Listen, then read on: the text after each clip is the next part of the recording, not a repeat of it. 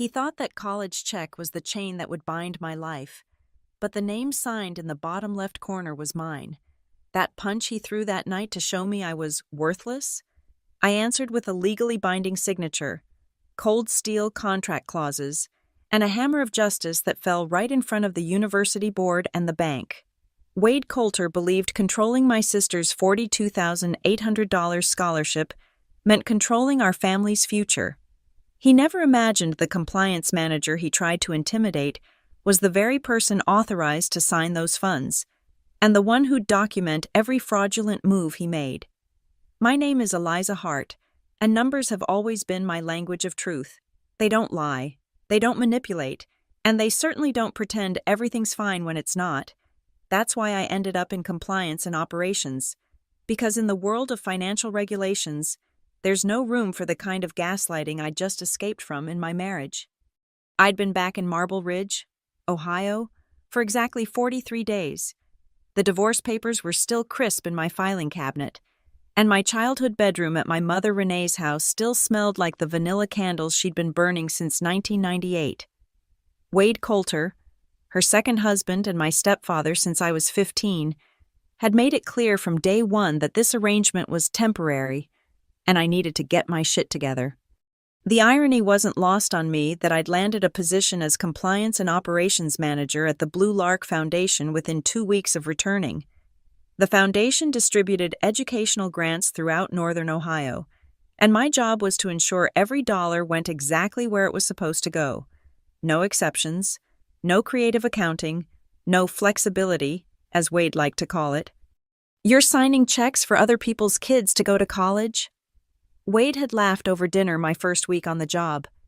"Meanwhile, you're sleeping in your teenage bedroom. That's rich." My sister Becca, 18 and heading to Gray Harbor University in the fall, shot me a sympathetic look across the table. She'd gotten into the nursing program with a partial scholarship from Blue Lark, $42,800 to cover tuition, room and board, and mandatory fees. I'd recused myself from her application review, obviously, but watching her face light up when the approval came through made every awkward dinner with Wade worth it. Wade ran Coulter Renovations, a mid-size contracting company that specialized in institutional work, schools, municipal buildings, the occasional university dormitory. He kept his business files in the den, spread across a desk that looked like a paper explosion. "Cash flow management," he'd say when Mom suggested organizing. "You wouldn't understand." But I did understand, especially when I noticed a Northline Credit Union folder tucked between invoices, with Becca's scholarship award letter photocopied and clipped to a bridge loan application. I understood perfectly. The documents showed Wade had used Becca's guaranteed scholarship funds as proof of household income flow to secure a $38,000 bridge loan. The loan terms were murky, technically not illegal since he hadn't forged anything, but definitely walking the ethics line. The money was supposedly for materials for a dormitory renovation bid at Gray Harbor. Smart business, he'd probably call it, using available resources. I photographed everything with my phone, creating my own digital trail, in compliance. We call this defensive documentation, covering your ass before anyone realizes there's something to cover. 3 days later, Wade cornered me in the kitchen after Mom had gone to bed. "So here's the thing," he started, leaning against the counter with that casual authority he'd perfected. "Becca's check from your foundation, it goes straight to the school, right?" "Direct disbursement to Gray Harbor," I confirmed, not looking up from my laptop. "Standard protocol. Seems inefficient. Money sitting in the university's account when we could be using it. I'm working on a bid for their dormitory project. We could route it through the household account, pay the school from there. Same result, but with flexibility in between." I finally looked up. That would violate the grant terms. The foundation requires direct institutional transfer, no intermediaries. His jaw tightened. "You could make an exception. You sign the checks." "That's exactly why I can't make an exception." Wade pushed off the counter, his contractor's hands clenching. "You always were too rigid. No wonder David left you." The mention of my ex-husband was meant to sting. It did, but not enough to make me violate federal grant regulations. I closed my laptop and stood. The check processes Monday, direct to Gray Harbor, as required. As I headed upstairs, I heard him muttering to Mom about your daughter's power trip.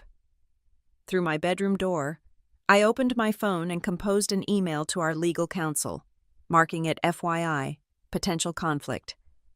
I attached the photos of Wade's loan documents and a memo about his verbal request to reroute funds. In compliance, you document everything, because numbers don't lie. But people do. And Wade Coulter was about to learn that when you try to manipulate someone who signs the checks, you better make sure you understand exactly what you're signing up for. The next morning, Wade was already at the kitchen table when I came down, a fresh document laid out beside his coffee mug. Mom was at her shift at the hospital. Convenient timing, I thought. I've been thinking about our conversation, he said, sliding the paper toward me. Drew up a simple authorization. Just allows the foundation to issue a replacement check if needed. Standard business practice. I picked up the document, recognizing immediately that it was a crude attempt at an amended disbursement order. The Blue Lark Foundation letterhead was wrong. He'd grabbed it from our public website, but the watermark was missing, and the resolution was off. Amateur hour. This is forgery, Wade. It's a draft, he countered quickly. Just showing you how easy it would be. One signature from you, and we have flexibility. The money still goes to the school, eventually. Eventually, I took out my phone and photographed the document. After it makes a stop in your account to cover your bridge loan at Northline? His face darkened. You've been going through my papers. Your papers were spread across the den desk. Hard to miss when I'm working from home. I tucked my phone away. The answer is no. And if you submit this or anything like it to the foundation, I'll have to report it. Report your own family? That's cold, Eliza, even for you. It's not personal, it's compliance. That afternoon, while Wade was at a job site, I sat down with Becca in her room. She was organizing her dorm supplies, excited and nervous in equal measure. I need to show you something, I said, pulling up the Student Account Center on her laptop. This is where you'll track your tuition payments, financial aid, everything. See this section? That's where the Blue Lark Scholarship will appear once it's processed. She nodded, absorbing the information. Wade said something about maybe needing to move money around for cash flow. He wanted my login details to monitor the situation. My stomach tightened. Did you give them to him? Not yet. It felt weird. Good instinct. I showed her how to set up two-factor authentication. Never give anyone your login credentials. Not Wade, not Mom, not even me. This is your financial future. You control it. Is something going on? Becca asked. Her young face creased with worry. Wade's having some cash flow issues with his business. He's looking for creative solutions, but your education money isn't available for that. The foundation sends it directly to Gray Harbor for a reason, to protect students from exactly this kind of pressure. She bit her lip. He's been really stressed about the dormitory bid. Says if he gets it, we'll be set. New truck. Maybe even help with my textbooks. Your textbooks are covered in the scholarship, I reminded her. It's all itemized. Tuition, room, board, mandatory fees, and a book allowance, every penny accounted for. That evening, Wade tried a different approach. He found me reviewing foundation disbursement schedules on the back porch. You know, he said, settling into the chair beside me with a beer. I've been in business 20 years. Sometimes you need to be creative to succeed. That's how I've kept this roof over your mother's head. Mom's a surgical nurse. She makes good money. Not enough for this house, the cars, the lifestyle she's accustomed to. You were gone for 8 years. Eliza, you don't know what it took to maintain all this. I kept my eyes on my screen. I know you're using Becca's scholarship as collateral for a loan she doesn't know about. It's not collateral. It's proof of household income. Totally different. He took a long pull from his beer. Besides, once I get the Gray Harbor contract, I'll pay it off. No harm, no foul. Unless you don't get the contract. I'll get it. I have an inside track. He leaned closer. The facilities manager. Tom Brennan. We go way back. He's seen my work. He knows I'm good for it. But these university contracts, they want to see financial stability. The loan shows I have working capital. Based on money that isn't yours and can't be redirected. Wade stood abruptly. You always thought you were better than us. Too good for Marble Ridge. Too smart for regular people. But here you are, divorced and living at home, acting like you own the place. I don't own anything, I said quietly. But I do sign the checks, and I take that responsibility seriously. He grabbed the beer bottle so hard I thought it might shatter. We'll see how serious you are when push comes to shove. After he stormed inside, I forwarded the day's documentation to legal counsel with a new note. Escalating pressure. Please advise on protective measures for student beneficiary. The response came within an hour. Continue monitoring. Document all interactions. If he submits any falsified documents to the foundation or the university, we'll activate the fraud prevention protocols. The scholarship has a clawback clause if any attempt is made to redirect funds through misrepresentation. I looked through the window at Wade gesturing animatedly on the phone. Probably with Tom Brennan. He thought he had all the angles covered, but he'd forgotten one crucial detail. He wasn't the only one in this house who understood how money really worked. Monday arrived with the kind of humid August heat that makes Ohio feel like a swamp. I processed the scholarship disbursement from my home office at 9 a.m. sharp, $42,800 transferred directly from Blue Lark Foundation to Gray Harbor University's student accounts receivable. By 9:47, Becca texted me a screenshot. Pending, funds received, showed in her student portal. It worked, she wrote. Thank you, thank you, thank you.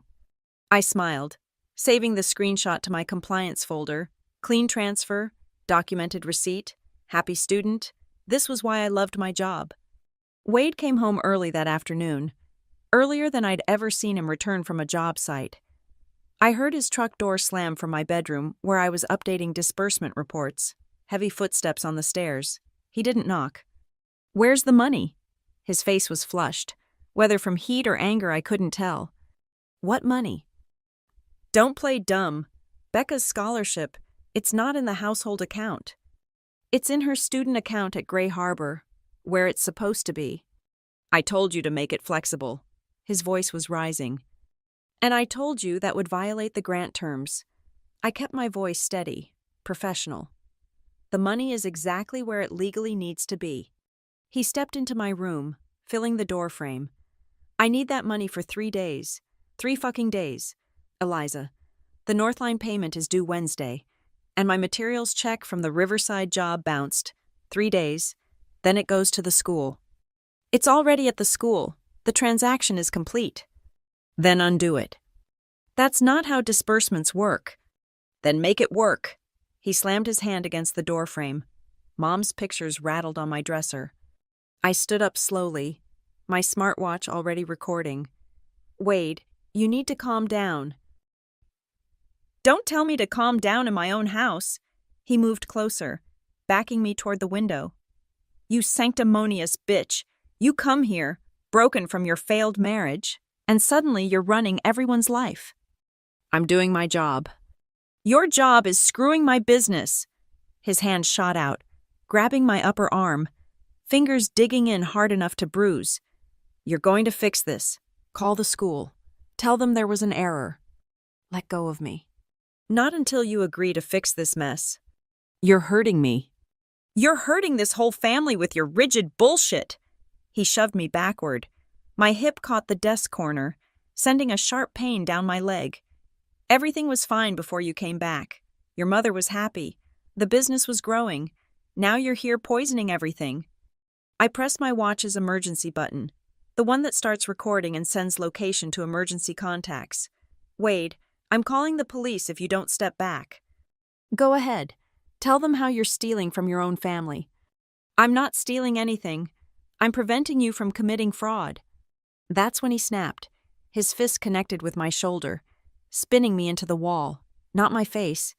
Wade was too smart for visible bruises. The second hit caught my ribs, dropping me to my knees. You think you're so smart, he panted. But you don't know how things really work. Tom Brennan already has my bid. It's a done deal. I just need 3 days to make it official. I stayed down, gasping. Then get a legitimate loan. With what collateral? Everything's tied up in equipment and contracts. He grabbed my desk chair, rolling it aside roughly. You're going to call the foundation. Tell them to reverse the transfer. No.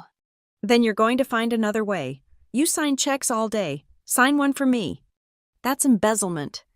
That's family helping family. My phone buzzed on the desk. Wade grabbed it before I could. Who's calling you? He looked at the screen. Why is there a 911 callback? My watch, I wheezed. It auto-called when you hit me. His face went white. You called the cops? The watch did, after you assaulted me. We could hear sirens in the distance. Wade dropped my phone, stepping back. This isn't over. You're going to fix this, or you're out of this house. Your mother will choose me. Eliza. She always does. He walked out, leaving me on the floor. I pulled myself up, documented the bruises already forming with my phone camera, and forwarded everything to legal counsel with a short note. Assault occurred. Police en route. Please initiate emergency protocols for scholarship recipient protection. The officers arrived 12 minutes later. I gave my statement, showed them the smartwatch recording, the photos. They documented my injuries, offered to arrest Wade immediately. I want to go to the ER first. I said, get everything documented properly, then I'll decide about pressing charges. Wade watched from the garage as the ambulance arrived, his face unreadable. Mom pulled up just as they were loading me in, still in her scrubs. What happened? She cried. Ask your husband, I said, and let them close the doors. At Marble Ridge General, they took x-rays, photographs, gave me ice packs and a prescription for pain medication. The social worker brought forms for a restraining order. I filled them all out, creating my paper trail, in compliance. Documentation is everything, and Wade had just given me all the documentation I needed. The bruises had turned purple-yellow by Thursday when I returned to work. This time from a hotel room the foundation had arranged. My ribs ached with every keystroke, but pain wasn't going to stop me from pulling the thread that would unravel Wade's entire scheme. I started with the Gray Harbor Facilities contract portal, using my foundation credentials to access vendor applications. Wade's company had indeed submitted a bid for the dormitory renovation, a $340,000 project, but something was off about the submission timestamp. 3:47 a.m. on Sunday. Who submits a major contract bid at that hour? Digging deeper, I found the metadata. The PDF had been modified 6 times between Saturday night and Sunday morning. Each iteration showed changes to the signature pages. The final version contained Tom Brennan's digital approval, except Tom's university email showed he was out of office all weekend at his daughter's wedding in Michigan. I cross-referenced the IP address. The final submission came from Wade's home office computer. Forgery, I said aloud, screenshotting everything. But I needed more.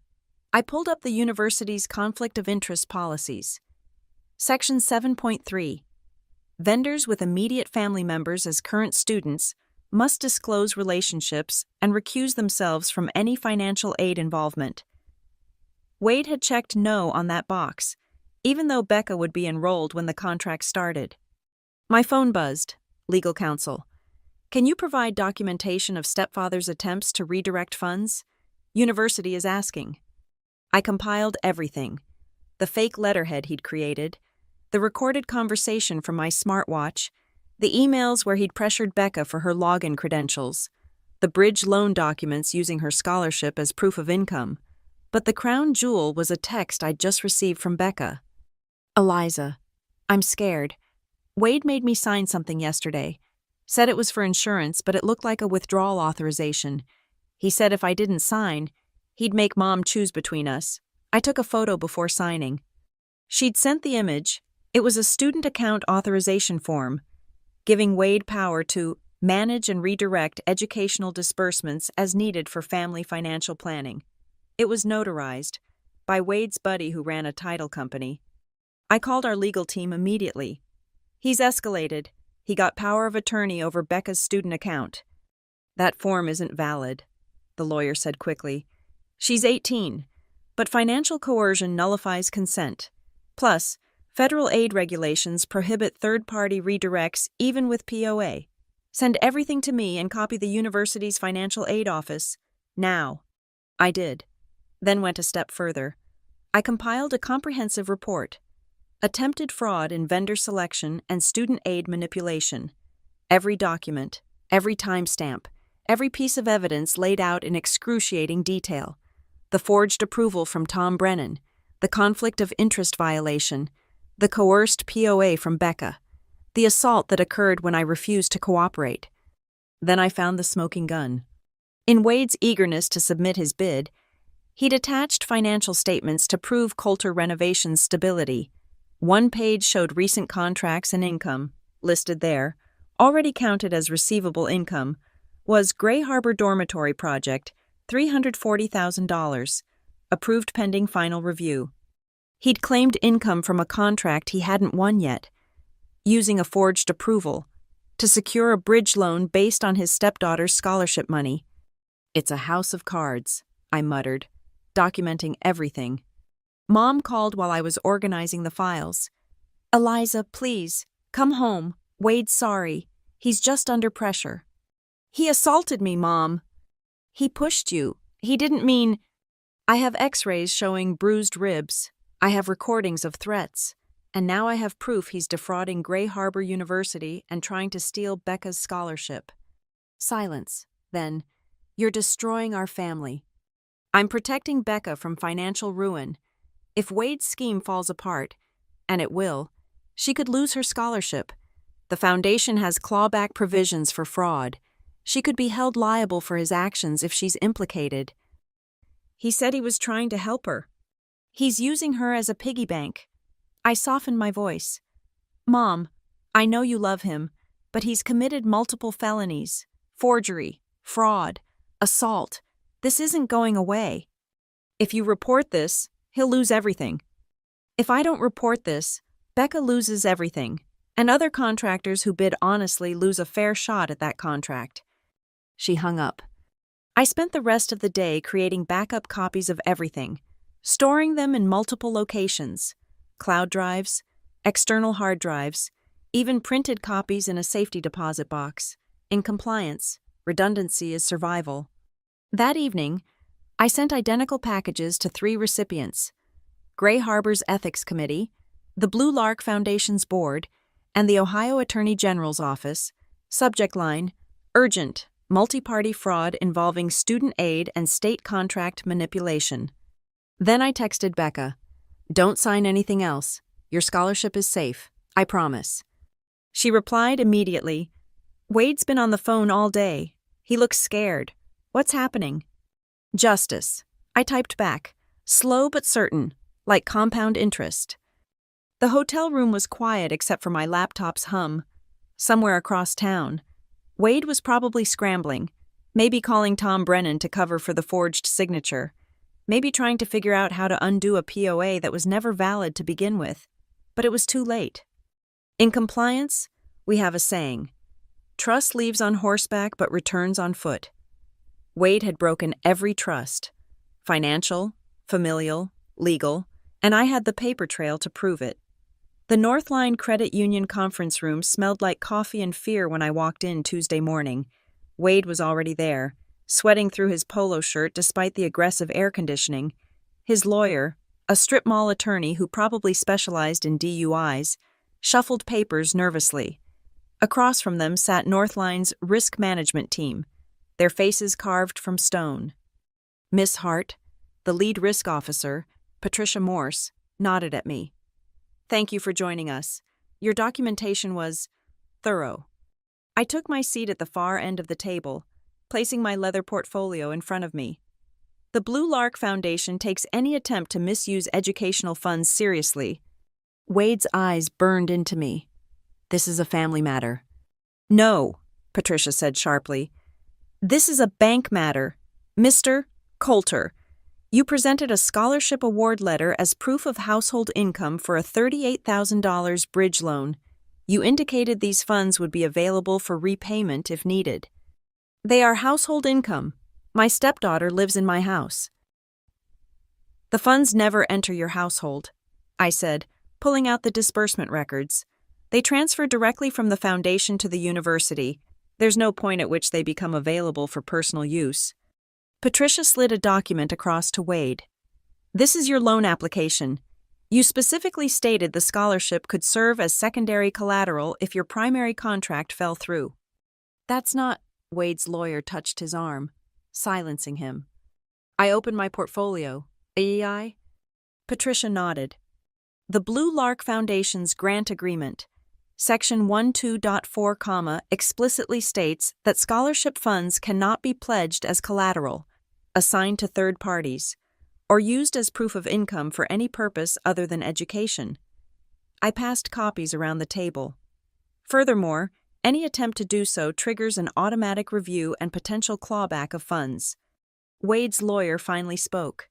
My client may have misunderstood the terms. Your client created fraudulent documents, I said, producing the fake letterhead he'd made. This purports to be from the foundation, authorizing fund redirection. The watermark is wrong. The signature is forged. Mine, specifically. Patricia's team exchanged glances. The senior analyst pulled up something on his laptop. Mr. Coulter, we also need to discuss your submitted financials. You listed the Gray Harbor dormitory contract as secured income. It's pending final review, Wade said quickly. With Tom Brennan's approval? I asked innocently. Wade went rigid. I pulled out my phone, showing an email timestamp. Tom Brennan was at his daughter's wedding in Traverse City when his digital signature approved your bid at 3:47 a.m. Sunday morning.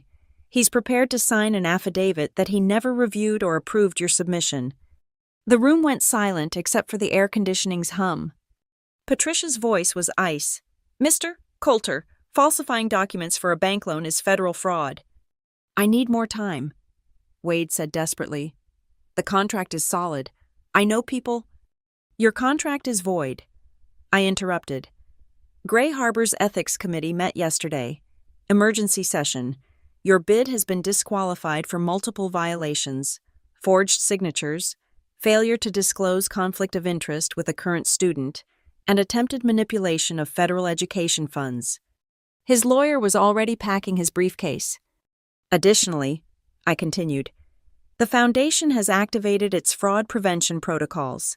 We've frozen any possibility of fund redirection and notified all relevant authorities. Patricia stood.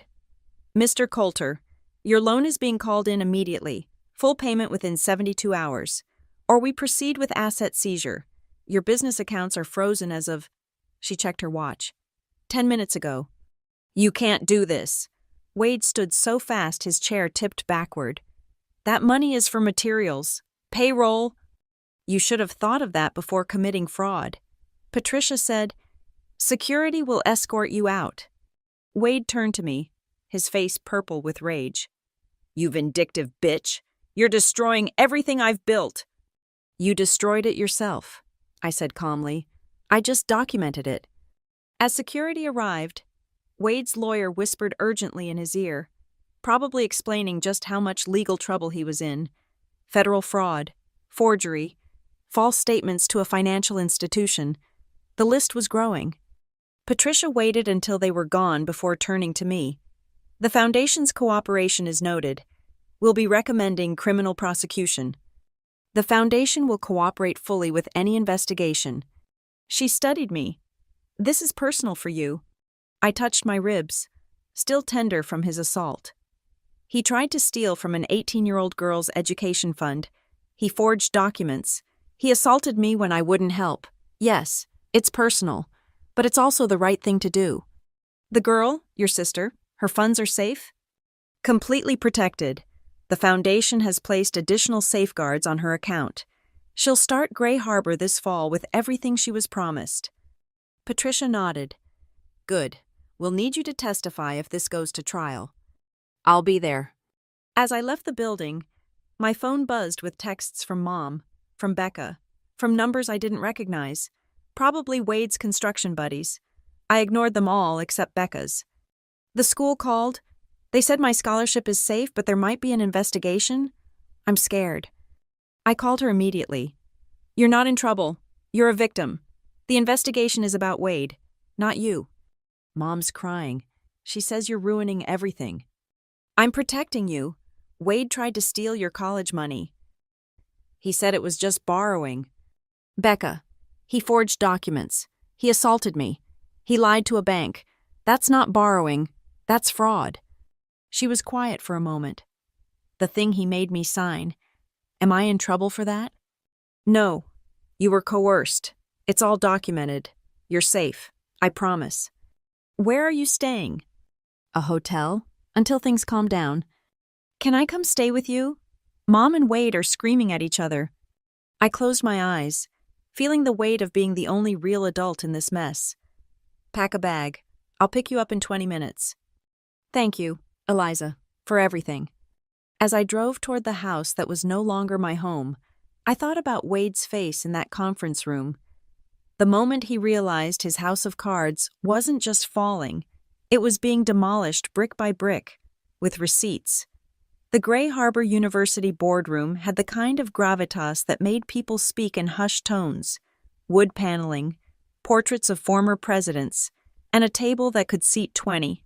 Today, it held 9, 3 ethics committee members, 2 university lawyers, the chief financial officer, Tom Brennan from facilities, Wade with his increasingly nervous attorney, and me. Committee chair Dr. Margaret Foster didn't waste time with pleasantries. Mr. Coulter, you submitted a bid for the dormitory renovation project with falsified approval documentation. Would you care to explain? Wade's attorney started to speak, but Wade cut him off. It was pre-approved. Tom and I had an understanding.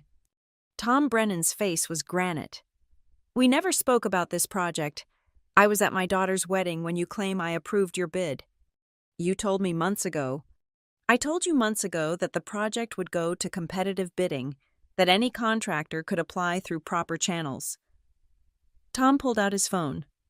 I have emails where you asked me to expedite your application.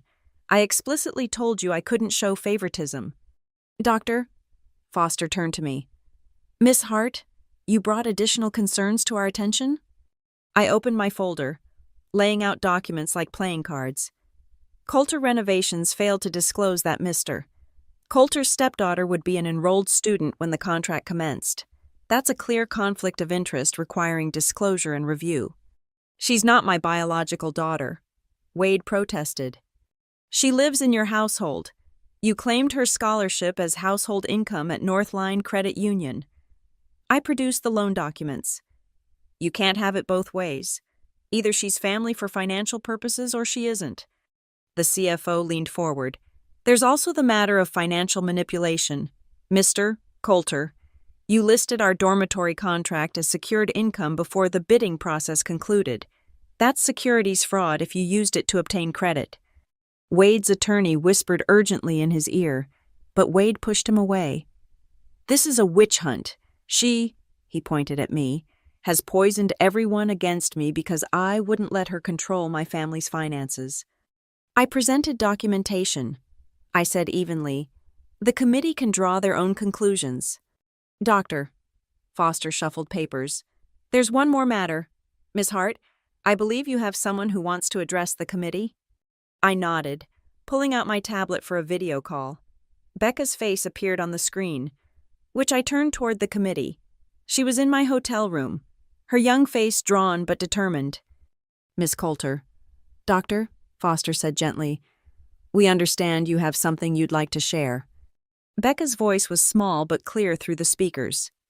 Wade, my stepfather, he made me sign papers. He said if I didn't, he'd make my mom choose between us. He said the scholarship was family money and I was being selfish keeping it locked at the school. Did you understand what you were signing? The university lawyer asked.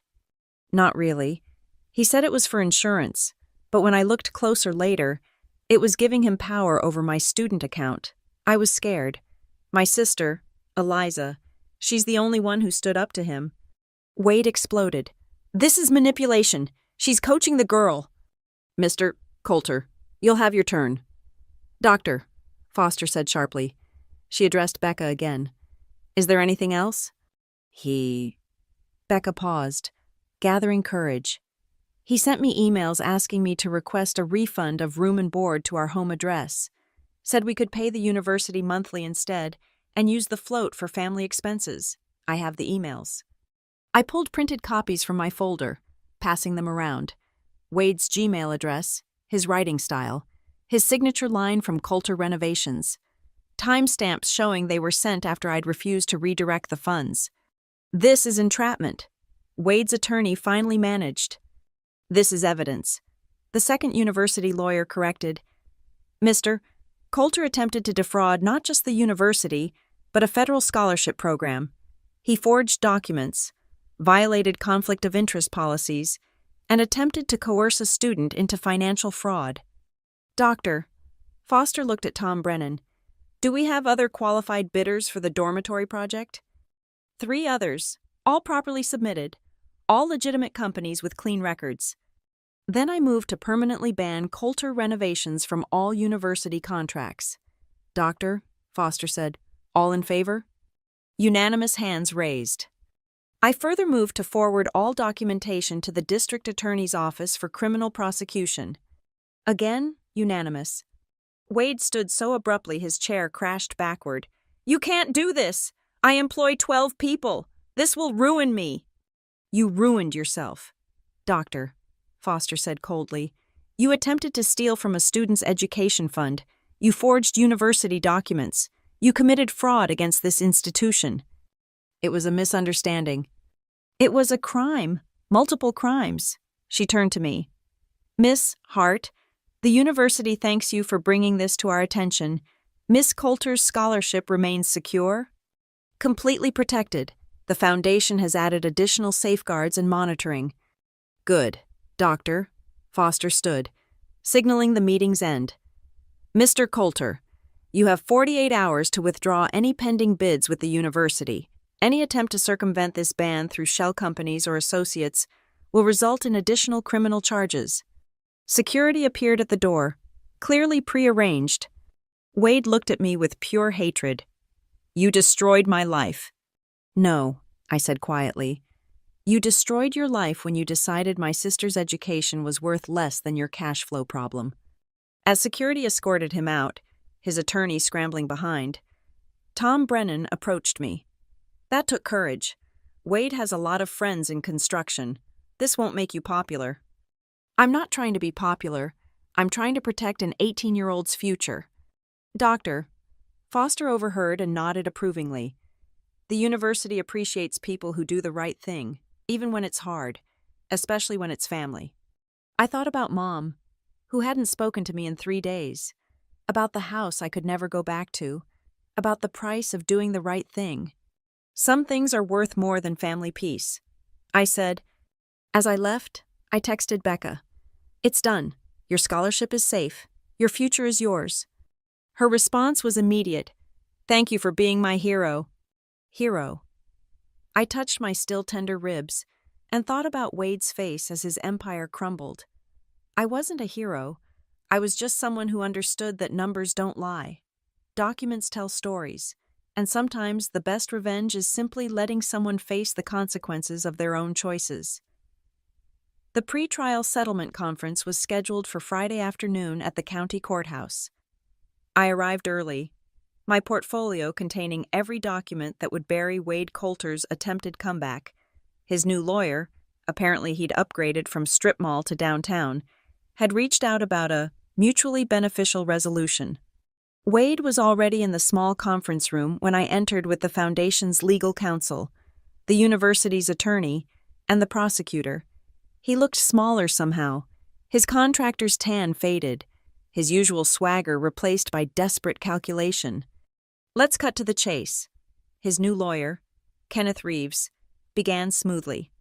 My client is willing to accept responsibility for certain administrative oversights if the criminal charges are reduced to misdemeanors.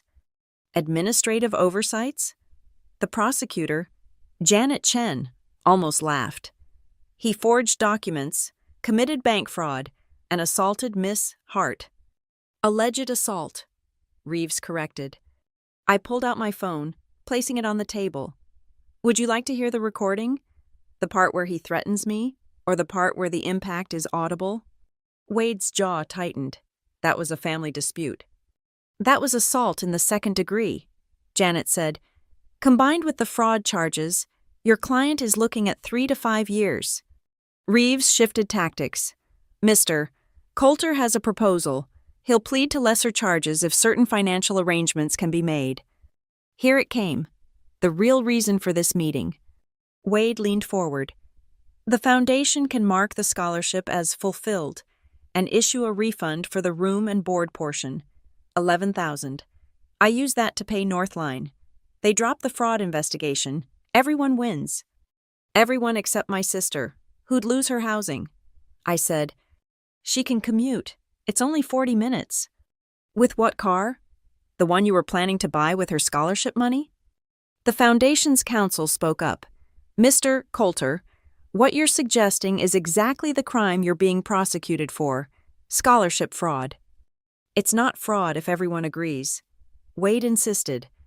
It's fraud regardless, Janet said, and now you're attempting to coerce witnesses into participating in a new fraud scheme.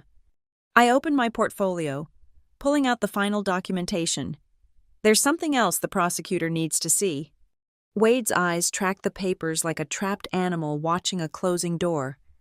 3 weeks ago, before the assault, Wade incorporated a new LLC, WC Educational Services. The paperwork lists him as president and my mother as treasurer. I passed the documents around. The stated business purpose is facilitating educational fund transfers and student financial services. Reeves grabbed the papers. That's not illegal. No, but this is... I produced bank records. 2 days after incorporating, Wade opened a business account at First National, not Northline. Notably, the account was set up to receive ACH transfers from, I paused for effect, Gray Harbor University. How did you, Wade started. Public records for the incorporation, and First National's compliance department was very interested when I informed them the account was created for fraudulent purposes. I pulled out more papers. Wade pre-printed invoices for educational consulting services to be billed to the university, payable upon receipt of certain student funds. Janet's face darkened. He was planning to bill the university for fake services and have them pay from student scholarship accounts? The long con. I confirmed. Even if I hadn't stopped the initial fraud, he had a backup plan to siphon money through fake consulting fees. Reeves was speechless. Wade's face had gone gray. There's more, I said, pulling out my phone. Yesterday, Mom called me. She wanted to reconcile. During our conversation, she mentioned Wade had asked her to sign some business papers she didn't understand.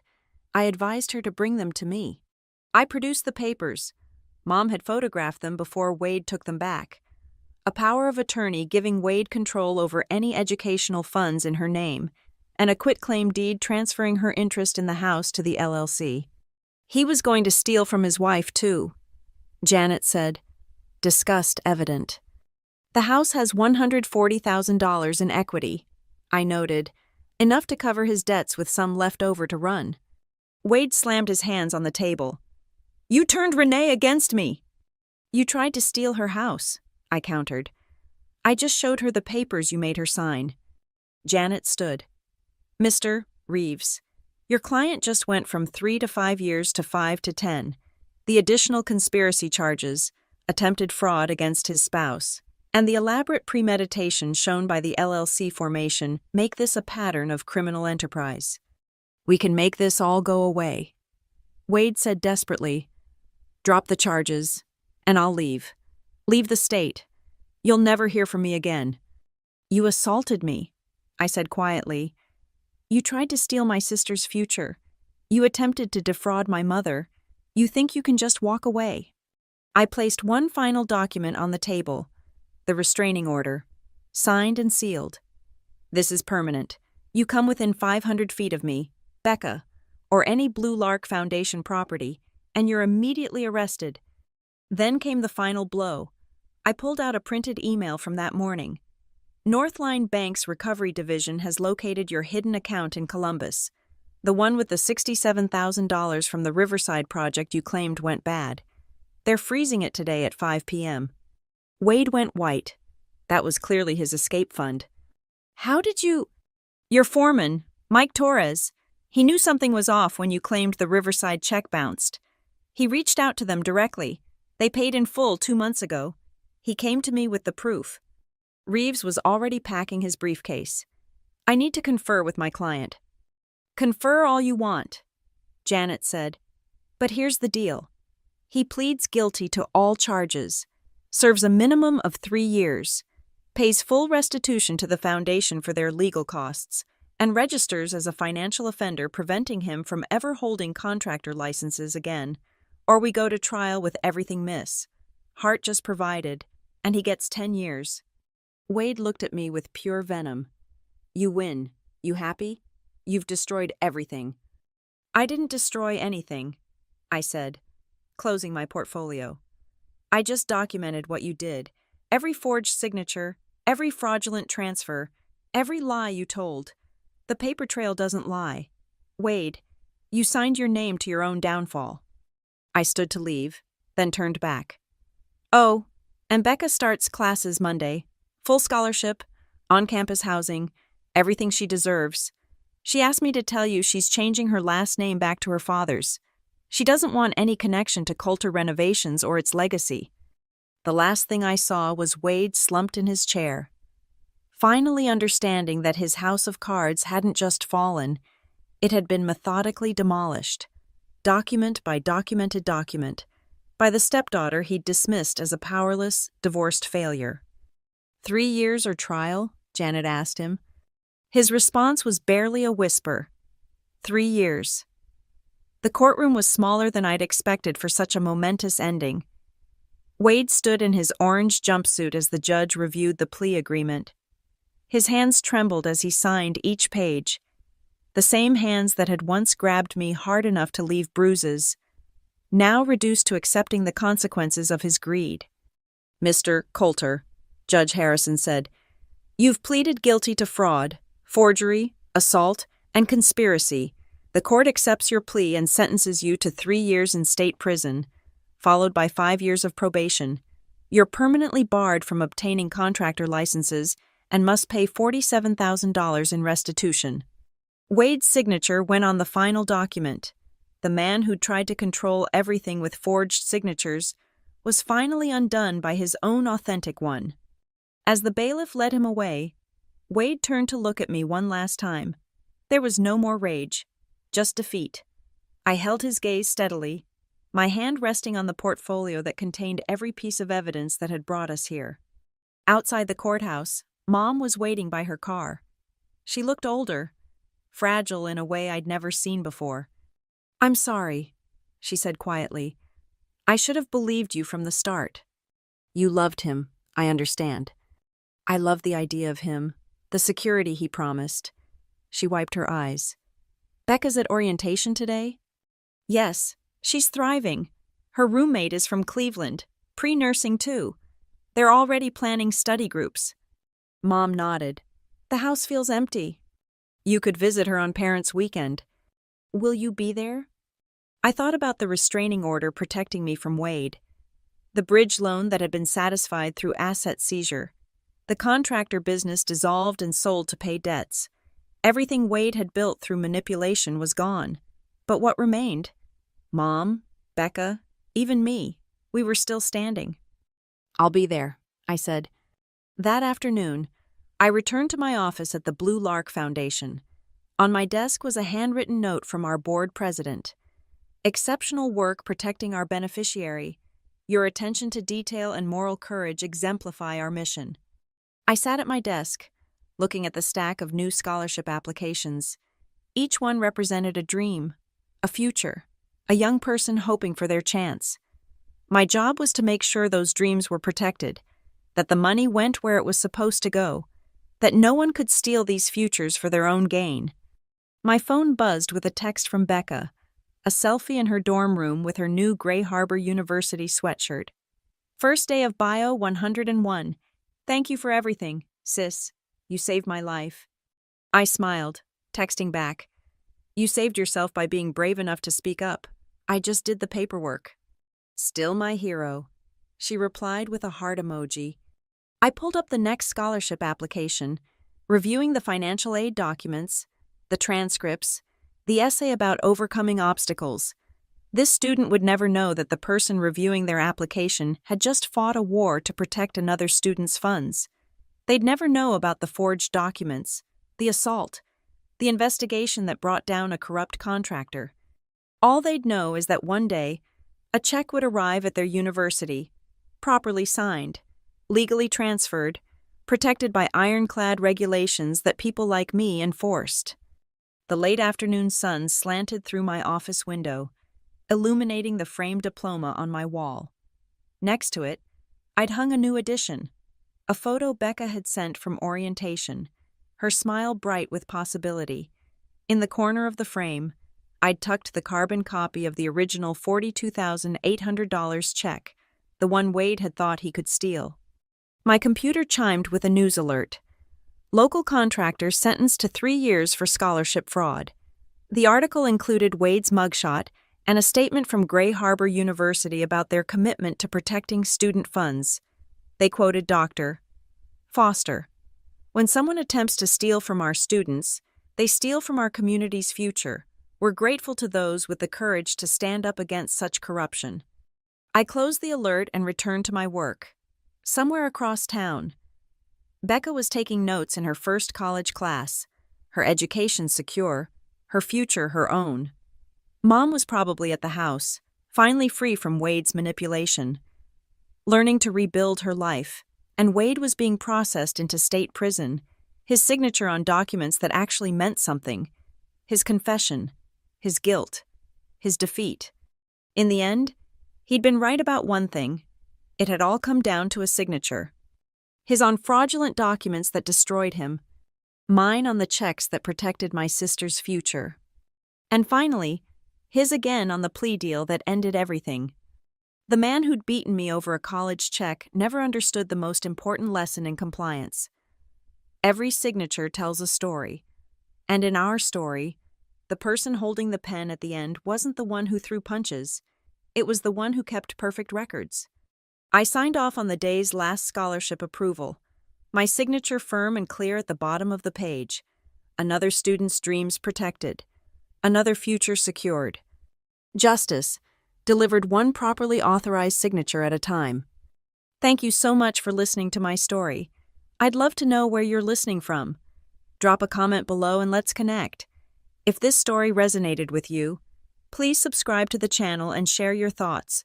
Your support means everything, and I can't wait to hear what you think about this tale of justice served cold with a side of paperwork.